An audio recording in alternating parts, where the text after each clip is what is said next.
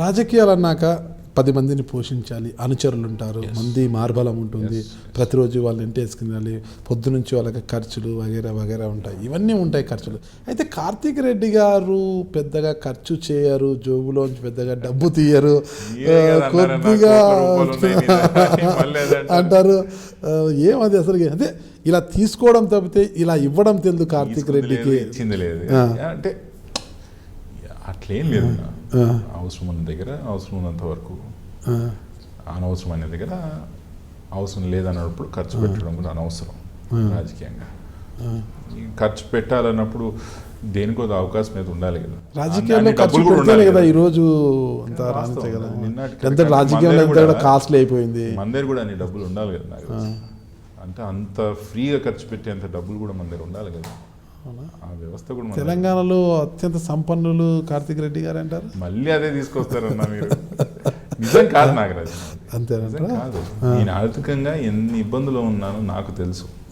నేనంటే ఎంత సిచ్యువేషన్ ఎంత కరెక్ట్గా తీసుకెళ్తున్నానో నాకు తెలుసు ఆర్థికంగా.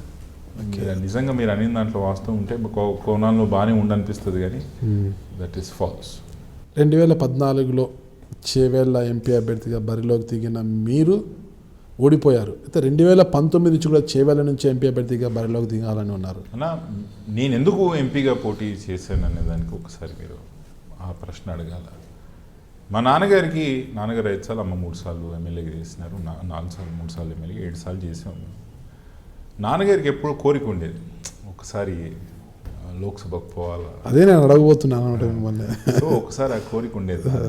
అదే కాకుండా నేను పార్లమెంట్లో బాగా సూట్ అవుతాను, నేను నా ప్రజెంటేషనే కానీ నాకు ఆ రోజున్న పరిస్థితులే కానీ పార్లమెంట్కి నేను పోతే మా ప్రాంతానికి న్యాయం జరుగుతున్న ఆలోచన. ఈ 60 సంవత్సరాల్లో ఇప్పుడు మా స్థానికంగా ఎంపీ ఇప్పుడు వచ్చినాడు. స్వతంత్రం వచ్చినప్పటి నుంచి మా ప్రాంతానికి ఎప్పుడు మా ఎంపీ అని చెప్పుకోలే వ్యక్తి ఎవరు లేరు. పక్కల ఊరుకోలు ఆ ప్రాంతంకి వెళ్ళి ఈ ప్రాంతంకి వెళ్ళి వచ్చిన వాళ్ళే. లాస్ట్కి 2009లో చేవెళ్ళు ఏర్పడినప్పుడు కూడా జైపాల్ రెడ్డి గారు కూడా పక్కల ప్రాంతం వారే, మా ప్రాంతం వారు కాదు. సో మా ప్రాంతం వారు పార్లమెంట్కి పోవాలనేది ఒక అది ఉండేది, గట్టి మొండితనం ఉండేది. దాంట్లో అన్నీ చూసాం కదా. ఒకసారి మా ఇంట్లో నుంచి కూడా ఎంపీ పోవాలా, నేనంటూ ఏంటి పార్లమెంట్లో నిరూపించాలి, తెలంగాణ ప్రాంతం పట్ల ఉన్న అన్యాయాన్ని తెలంగాణలో పార్లమెంట్లో మాట్లాడాలనే కోరిక గట్టిగా ఉండేది. ఆ రోజు పరిస్థితులు అది. 2019లో ఏం జరుగుతుంది అంటారా? ఈ రోజుకి కూడా నాకు పార్లమెంట్ చేయాలనే కోరిక గట్టిగా ఉంది. పార్లమెంట్లోనే నేను న్యాయం చేయగలుగుతా తెలంగాణకు కానీ మా ప్రాంతానికో కానీ ఆలోచన గట్టిగా ఉంది. ఈ రోజుకైతే ఆలోచన అదే ఉంది. భవిష్యత్తులో మారినప్పుడు మారచ్చు.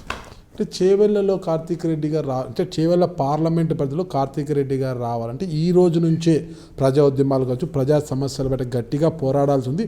అన్ని చేసినా కూడా తల్లి సబితా ఇంద్రారెడ్డి గారు రంగంలో ఉంటేనే, మహేశ్వరం నుంచి పోటీ చేస్తేనే ప్లస్ అవుతుంది. లేకపోతే కార్తీక్ రెడ్డి గారు మరోసారి ఓటమి పాలు కాక తప్పదు అని చేవెళ్ళ పార్లమెంట్ నియోజకవర్గం నుంచి వస్తున్నారు. కార్తీక్ పోటీ చేస్తాడో లేదో నాకు తెలియదు, కానీ సబితా ఇంద్రారెడ్డి గారు అయితే ముమ్మాటి పోటీ చేస్తారు ఎమ్మెల్యేగా. మీరు ఎమ్మెల్యే కానీ అంటే నేను చేస్తానో లేదో అనేది పక్కన పెట్టండి, నేను సెకండరీ ఆప్షన్ అనుకున్నాను.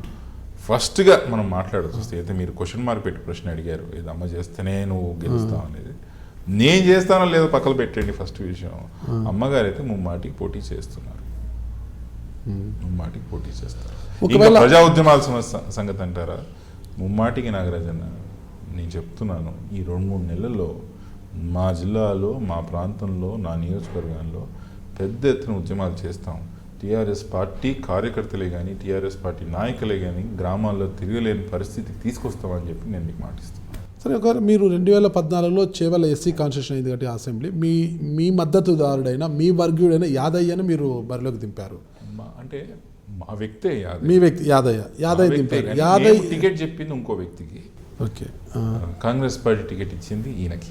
యాదయ్య మీ మద్దతుతోనే గెలిచాడు. యాదయ్య టికెట్ ఇచ్చిన యాదయ్య మీ మద్దతుతోనే గెలిచారంటారు. అయితే అదే చేవెళ్ళలో మీకు దాదాపు 26,000 మైనస్ వచ్చింది ఓటింగు, లింగంపల్లిలో దాదాపు 50,000 మైనస్ వచ్చింది ఓటింగ్ అంటారు. అలా చేవెళ్ళలోనే, అంటే చేవెళ్ళ అంటేనే మీకు పెట్టిన కోట లాంటిది, అక్కడ ఎందుకు వచ్చింది అన్నారు కదా, అమ్మగారి టికెట్ ఇవ్వడం వల్ల మీకు ఎంత నష్టం జరిగింది అది మీకు అక్కడ క్లియర్గా అనిపించింది నాకు. చేవెళ్ళమ్మకు పెట్టిన కోట నాకు మైనస్ రావడం ఏంటి? ఈరోజు ఎలక్షన్ పెట్టండి, ఈరోజు పెట్టండి.